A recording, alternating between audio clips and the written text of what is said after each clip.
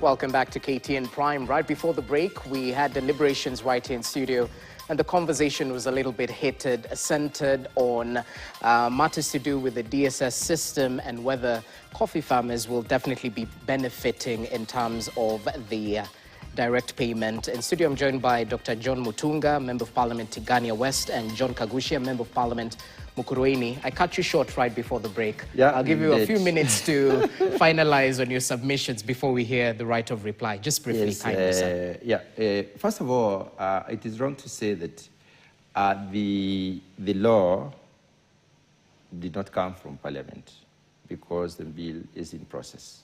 It is very wrong to say that because regulations are done by a committee of Parliament. Regulations were done on the old law, which this regulation 2019 were done by the Committee on Delegated Legislation. Okay. That's a parliamentary committee. All right. So they come from Parliament. They came from Parliament. The second thing is that I was trying to explain what direct settlement system means. Direct settlement system does not mean paying to the fund. Direct settlement system means the farmer gets their due from the auction yard. Once coffee is sold, the farmer's money goes to them directly without passing through the cooperative society. And we are trying to safeguard the cooperatives this time so that they don't consume farmers' money. My father was a coffee farmer before we uprooted. There's this time he harvested 1,005 kilos. And when the money was declared available, or rather the payment for coffee was declared, he went to the factory and he was told, Mr. Jacob Mutunga, you owe the factory so much. He was lucky. He did not faint because if we expected this 50 shillings per, and 50,000 that time was a lot of money. Now, the money was being stolen from the cooperatives. We are trying to bypass. Where did you get the idea of direct settlement system from? From the tea industry. What happens in the tea industry is this. You hire a tea farmer. Okay. You pluck your tea, go and weigh at the kibanda. You weigh your tea. Every month, every day you record your weight. On the last day of the month, you close that month's weights. And then by 5th of the following month, you are paid the money for that month. It goes to your account. That's direct settlement system. So this is what we wanted to bring in, and that's why the government was struggling to look for money to put into the tea cherry fund. So that cherry means ripe coffee, so that you get the cherry. So you get 40 shillings per kilo that you have delivered, and then thereafter, the government goes through the auction process. The money that remains, therefore, is paid to you if they even get maybe per kilo, you get an additional maybe 60 shillings. Okay. Then you get that 60 shillings directly to your account without passing through the cooperative society. That is the direct settlement system. Okay. So we cannot tell Kenyans, when we are trying to help them, to disobey the law. It's not fair. Now, the other thing, and that is the problem, use of intellectuals to derail using of facts to make a dirty story. Now, let me come back to the issue of sex semen. I would wish you called the managing director of Kenya Animal Genetics Research, Animal Genetic Resource Center, chrged. She's called Dr. Benedetta. If you call that lady, she will repeat what I'm going to say now. I was in this meeting when the president was requested to support in getting by the Meru Farmers Cooperative Union. Listen, by the Meru Farmers Cooperative Union. And when the president made that pronouncement, he made the pronouncement for the Meru Farmers Cooperative Union. Now, because people want to mess up the name of the president, they generalize. So he said, you want the sex semen. Listen, these things happen over time. If you want sex semen for everyone, you must invest. Briefly, there must be a budget. Okay. Budget was passed. It was passed budget. So but this particular case, these people have requested for sex semen. Can you avail those doses at 1,000 shillings? I want to confirm to you that Dr. Benedetta told me, and we can call her. She said they supplied 1,400 doses of the first consignment to the Meru Cooperative, Meru Farmers Cooperative Society at 1,000 shillings. All right. So honestly, I think we should not. Well, I think malign somebody's name. Let's pay I think instead the final thing. Let's give him time because let me finish. Sure. It would be very unfortunate Yeah. if Waziri Kagwe cannot argue his case out as the Minister for Agriculture. It would be extremely unfortunate if the PS, whose docket Benedictus lies, the chrged lies, does not know that it was. That's a lie. I don't think PS Mweke is a fool. I don't think so. So please, the problem we have in this country is we are using intellectualism to mislead Kenyans and progressively mislead them. We are growing that kind of orientation, which is extremely dangerous. It's a recipe for chaos. So we said the risk of throwing the baby with the bathwater. You know, Exactly. what we have to do is to call out people who should be doing their work, Yeah. but instead of doing it, they want to deceive Kenyans. Honorable John Mutunga here, Daktari, and I respect him, he's my colleague, a respectable gentleman. His work is to oversight Kagwe, his work is to oversight Mweke as a committee. Unfortunately, when he departs from that role and now want to become their mouthpiece, we lose it as Kenyans. And that's why you're hearing that Parliament has gone to bed with the executive. And that is why today in Mukurweini, when Mweke stood and said something against what he is saying, you know, he's saying we call a lady by the name Benedicta yeah. about the Siemens. Instead of calling Benedicta, I would propose we call a farmer. Because today in Mukurweini, Mweke did stand and said that as from 1st of July, the president has ordered. He did not say he has ordered about Meru. So you are now trying to say that what president said in Meru was supposed to only touch on Meru. Today in Mukurweini, Mweke did say that 1,000 semen is supposed to be distributed across the country. People made noise. I stood and told him what these people are telling you. In fact, on his ears, if you revisit, I'm sure you have those videos because your people are there. I stood and told him, Bwana PS, these people are telling you that semen you're talking about has not arrived here in Mukurweini. Are you getting? Yeah, yeah. And then, of course, he corrected himself and said, oh, no, we are saying that where we are getting. So I said, okay, well, we give you benefit of doubt. We'll see if you will get there. But what I want to inform my brother here is that the DSS has nothing to do with the licensing of different categories of stakeholders of dealers. DSS is just about settlement. The issue of who is doing what, like the licensing for the person who is selling, the one marketing, the one buying, the one milling, that is a totally different story altogether. In fact, farmers are very much in support of that. And he knows, Bwana Mutunga, that is what we spent so much time doing in Meru when we had gone for the coffee conference, which he was actively participating. And we passed that, and we are okay with that, by the way. Okay.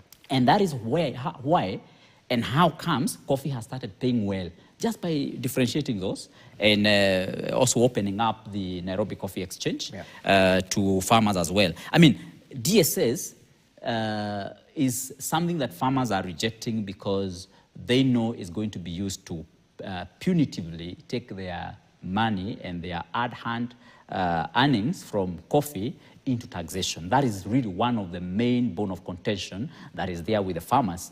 And Mutunga argues very well that this money, by sending it directly to the farmer, then it is not going to be stolen through loans.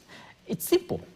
And I think most of the cooperatives have now embraced, don't take commercial loans. And one of the things that is supposed to be done is also to come up with regulations and laws and ways of ensuring that the managers at the coffee factory level do not use any loopholes. We seal off those loopholes so that they don't use any loophole to borrow money to lend them to lend that money to their farmers, in a punitive setup or with a punitive interest rates. So really, DSS has just a problem. I just want to maybe just touch on this issue of SHA and say, Bwana Mutunga says that the reason why SHA is charging so much annually is to pay the debts that were left by NHIF. No. That is out of context. What I said is that NHIF had a debt. SHA has to work Hello? They have to pay that. What is that's my assumption. But that's what is. That's my assumption. Let me say this. I don't want to assume anything. Yeah. I just want to inform him.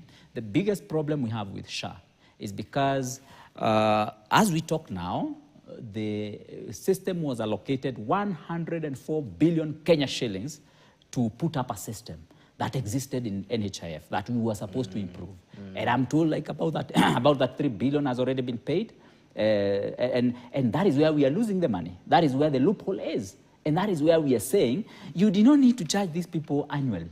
You just need to charge them monthly the way we have done before so that the system can work. But that is where the problem is. Okay. Of course, lastly, I want to raise the issue of Kamket. He says that Kamket is not government, and so he should not be asked anything. I don't know what he will say about Murkomen, who is a government minister, who said that shoot young people and kill them. I don't know what he will say about Nelson Koech, who is the chairman of intelligence, chairman of defense, chairman of foreign relations, and he said again, shoot and kill. I don't know what he will say about the president, who is the head of government, who said, shoot them on the leg. I don't know what he will say about the president, who said, we are not going to hand over power to those people. I don't know what he's going to say about them, because if that is not government, then I don't know. And he's lucky, Mutunga, he's lucky that he's living in a country and in a place where he has freedom of speech, that Kamket can say all those insightful remarks and still survive in this country, because apparently, in his worldview, Kenya has free speech. Jane Kihara, just by standing in a presser, you know, this may not have been received very well clearly by Kenyans. Okay. Jane Kihara, by standing in a presser at Pan-Africa Hotel on 8th of July, one day after the Sabasaba Maandamano, where we all did give our remarks about what may have happened on 7th, she was arrested on a remark that the people who went to destroy businesses in Naivasha were not Naivasha people, rather they were dropped by NYS buses in Naivasha. I mean, those are the remarks. That is what is the charge sheet. Even the judge who looked at that charge sheet was shocked. That is why she could not even be charged. She should not even take plea on that day. Everyone was shocked. What is this? So the criminal justice system has been weaponized largely against anyone who seems to be talking against the government or anything that is critical of government. And that is why people who are friendly to government and the government lies are feeling happy, and they have all the freedom, and they think that Kenya is free anymore. Ask any young person today whether Kenya is free. Ask me. Maybe by the time I'm living here, I'm going to fight 4 Subarus waiting for me, or surrounding my car or following me wherever. And you are saying we are living in a free country? Oh my goodness, Mutunga.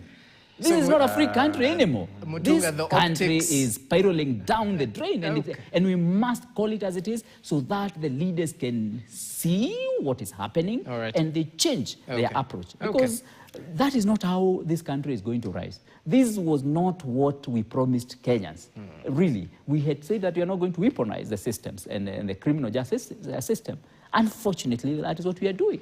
So, Mutunga, the optics seem to be favoring what... In fact, lastly on Sunday, we went to Nakuru to attend a church. Can you imagine a whole police convoy came with more than 100 policemen, all of them in combat gear, and they closed the road so that members of parliament do not attend a church. That is happening in Kenya. Did you inform them about the public gatherings you'd have after the church service? I mean, why would you want to inform anyone about a meeting that you're going to have? It's just a law, Are you getting? perhaps. Yeah. No. There's no law that if I want to meet people in my shopping center, that I need to get a permit. You need to get a permit when you're going to be doing a protest, or not even a permit, really, just to inform. Are you getting? Them, yes. But in any case, the reason why they came to block the road is because they were aware of what was going to happen. Are you getting? So they already knew. They already knew. So, but can you imagine? Let's give him a chance to reply, the police blocking the road so that the members of parliament don't go to church? It's ridiculous. You had even to use the side lanes. Can you imagine? Mutunga. Now, when I listen to the lies coming out of my friend here, I used to respect this gentleman a lot. So the respect has ended. Nothing. Why is that? I will tell you why. Because When I look at the consistency of lies, Which lie is this? all what he's saying is lies. First of all, when somebody tells you, we are members of parliament, so we have the freedom of association and freedom of everything. We can convene people and so on.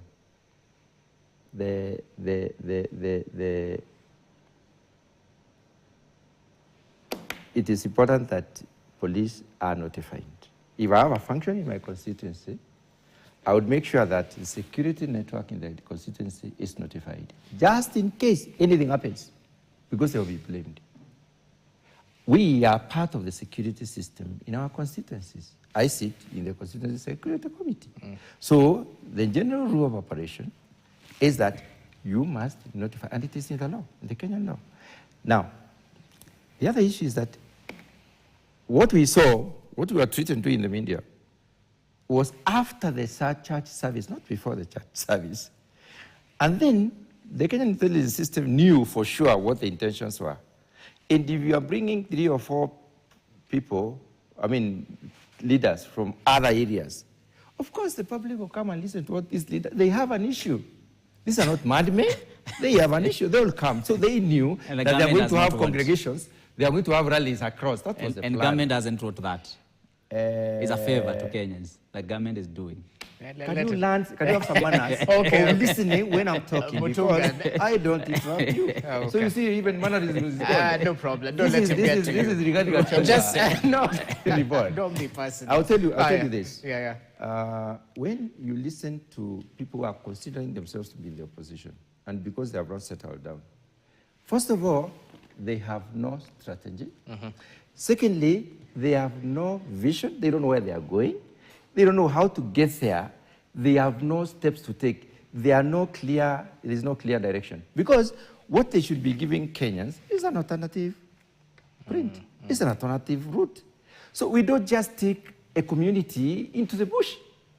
Even the traditional, those people who never went to school, the ancient, never did that. When we used to go and fight Samburu as Merus, because we used to do that in the past, the older people used to take the young men and tell them, listen, this is how you are going, if you are going to come back. But they give them steps how to go and fight and come back with property. But these, those who are considering themselves to be our opposition have absolutely no idea. Just inflammatory statements, trying to rubbish everything, trying to cause more of chaos and demonize and try to basically balkanize the Kenyans. I will say this without any fear of contradiction. Kenyans doubted when we impeached Gachagua. They wondered whether we knew what we were doing. Let the Kenyans follow his tour to Ukambani and his current tour in US. Whom is he looking for? When he went to Kambani, because he doesn't have any other idea of who to look for, he went looking for cousins. Now he went to Mondo Anyomba. Kenyans are complaining. I thought we were being called, when we go out there, we meet the diaspora. We don't want to know who it is. We meet everybody and we meet with them and share a meal with them and talk about Kenya. They talk about US. We agree on how we can structure out investment. This is what has been happening. But see, when people have lost direction and they have no sense of where they want to go, they behave like the confusion you can see now. Why are you so bothered, by the way, by people who have lost direction? No, because you are misleading Kenyans. But he seems to be regurgitating what the president is saying. This team has no plan. All they're saying is Ruto must deliberately so. So in 30 seconds, what's the plan? Is there a semblance of a plan as we finalize? One of the biggest plans that we must have today is, first of all, to terminate Ruto's reign. We must terminate so that we only have one reign. We have only one term, so that we can restore student funding model that was working in Kenya. I mean, we have today, the president did say the other day, and this is what we are calling deception, that the higher education system is working and now all the students are going. Then 1 week later, help comes back and says there is no money for students to take them to school. Roughly 140,000. 140,000 of them will not go to school because they have no money. Are you getting? So we are saying we have to stop this system so that we have to restore back the systems that worked before. Because just before this government did take over, systems were working. Are you getting? Yeah. There were so many systems that were working. Now, as we talk today, most of them have been demolished. I mean, we have to stop this thing in one term so that we can refund and we can stop these deductions for housing levy from Kenyans.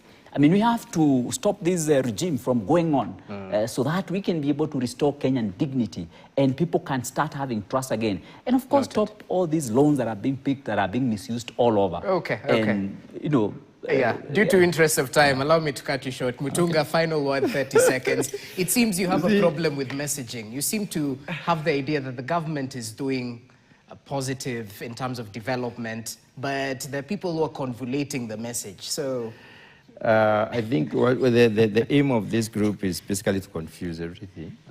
But they have lost direction when it comes to their assumptions. They are extremely assumptive.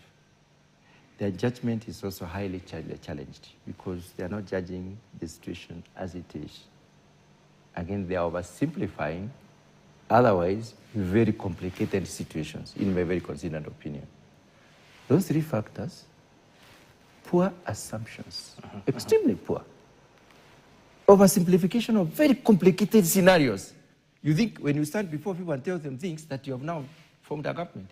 My friend, I think it doesn't happen that way. They need to go for a serious thought formulation process and learn and get learned so that they may be able to engage Kenyans in a direction that would be probably useful. Okay, gentlemen. Well, I think the learning that we are being lectured here by Mutunga, maybe they should just use a quarter of it to solve Kenyan problems that are now bedeviling this country in a very serious way. And again, by the way, Mutunga, you say that respect is gone. If you told me you respect me and you associate so closely with a government that is misleading Kenyans in this manner, I'll be very worried. So I'm happy. I'm happy. He was part of this government. It's only that he finds himself out because he voted no. I'm happy. I'm happy when you tell me that you don't respect me. Because Finally. if you said I'm a good person and you respect me, I'll be very worried. Then I'll be knowing that I'm going the wrong direction. Okay, gentlemen. I'm pretty sure you'll be shaking hands after this show. All things said and done, it's friendly fire, simply as that. Thank you so much for your time. John Kagwisha, the Member of Parliament, Mukurweini constituency, and Dr. John Mutunga, the Member of Parliament, Tigania West. That's all we had for you on tonight's edition of KTN Prime. Thank you so much for watching. Keep it right here. My name is Jesse Rogers. Enjoy the rest of your viewing.